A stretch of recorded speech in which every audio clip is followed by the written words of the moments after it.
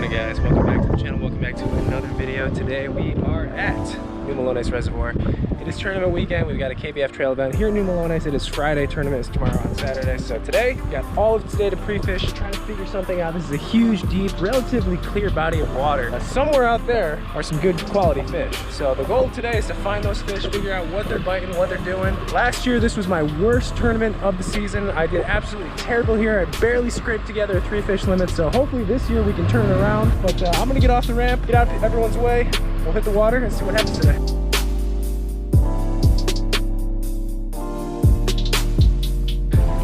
All right, guys, we are on the water. So just to give you a little background, this is gonna totally be a summer pattern. I mean, they're done spawning out here in California. This is a really deep reservoir, really clearer than I thought, actually. And what's tricky about this lake is there's a lot of bait roaming out in the middle, and a lot of the bass chase it out in the middle and suspend at times. So a lot of times you can catch topwater fish in like 100 foot of water. It doesn't matter how deep it is. I have no clue what these fish are gonna be biting, what they're gonna be doing. 7 rods with me, 7 o'clock right now. We've got all day to figure something out for tomorrow.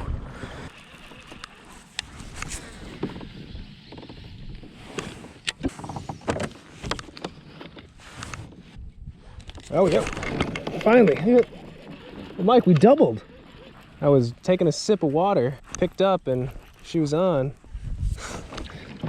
I'll tell you what, this is bigger than any fish I caught last year. Actually, no, it's not. All right, finally got a jig fish. Bloody tail. See that lizard? Remember that salamander thing I sent you? Oh, yeah, dude. Jesus Christ, Greg, you'll rip his face off. Little fella.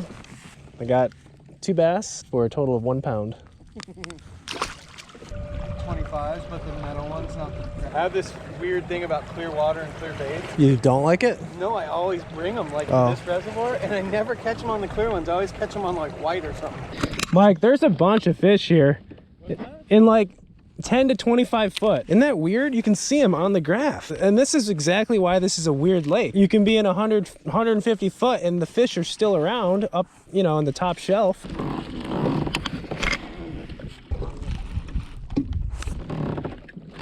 Oh, got it. Really? Yeah. It's a trout. No, it's a bass. So that's funny. That's what we're just talking about. Me and Mike are sitting in almost 150 foot of water, and there's a wolf pack of fish out here. Flicker shad. You need to make an album, dude. All right, going back to the bank. Back to the jig. I'm gonna change one thing on this jig. I'm gonna change trailers. I'm gonna go with a summer craw. Get a bright green to it. I'll put that on instead of the blue craw. See if that makes a difference. More bluegill coloration to it. There we go. Finally. Couldn't even feel the fish on. Wow. Just got airborne. Little guy. Choked it. That's not the size we want. This is exactly what I remember Melones being like last year. Lots of fish here, just so many small ones, like really small ones. But it's better than nothing, I suppose.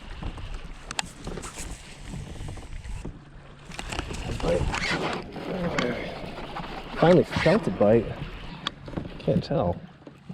This fish fight hard. Oh, that's a better one. Oh, skinny one. I think we probably can fish the bank for numbers. Gotta find that right stretch where there's some big ones.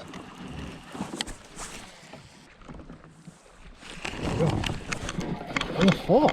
At least they're biting the jig. Just not really the size we're looking for. Oh, that one's actually a little better. And these are small keepers. It's got a weird head. And a bunch of fish in the area though. That's for sure.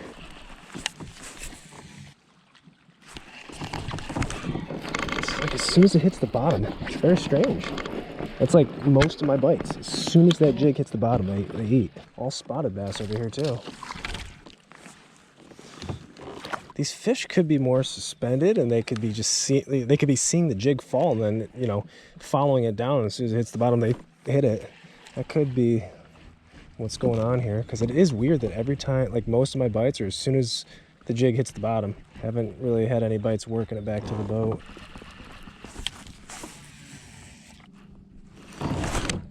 Oh, that's a good one. That's a big fish of the day. It's a largemouth too.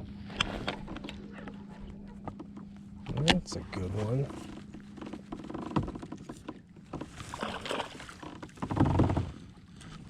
There we go. Nice one. Man, 5 of those on tournament day would be something. That's a long, skinny post spawner. 16 and a half, 17. Not a bad one, guys.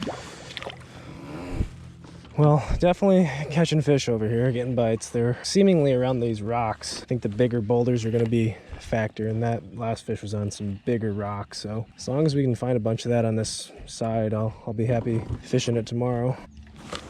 See if we can get a little topwater going. I don't know.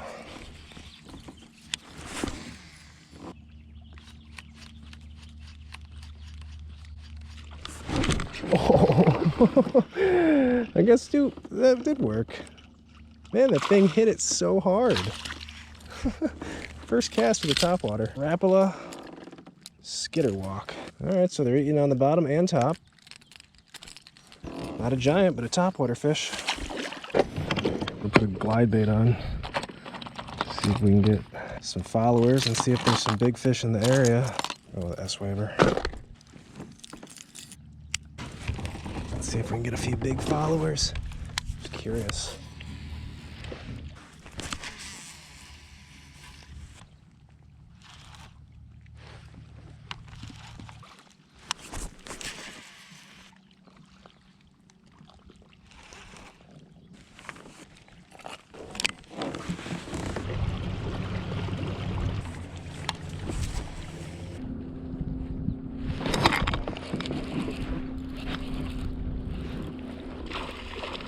Good one. Another good one. Stay down. Stay down.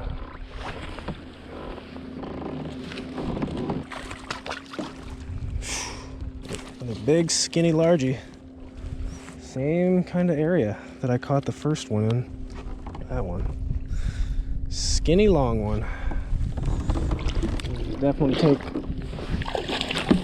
take those kind of fish tomorrow. So that one and the other good one we caught were in the areas where it has that grass in the water. Water level of this lake is up, and the grass obviously goes into the water, and I've been seeing a ton of bluegill and little bass up in that grass.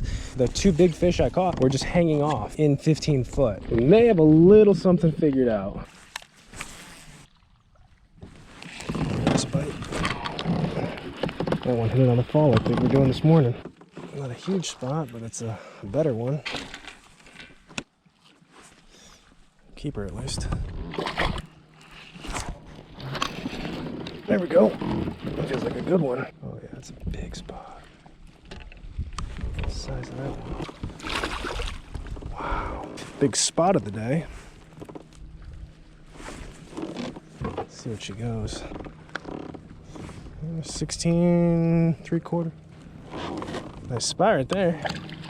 You see all the bluegills in the ground? Like exactly this size, dude. That's why I think the summer craw trailer is working good for me. It's got that like kind of, yeah, that bluegill-ish color to him. It goes all the way down.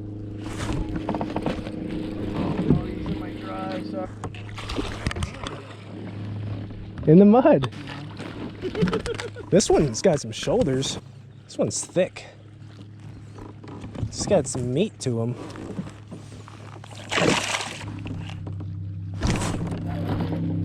I think it's a better one. Never mind. Oh, maybe this.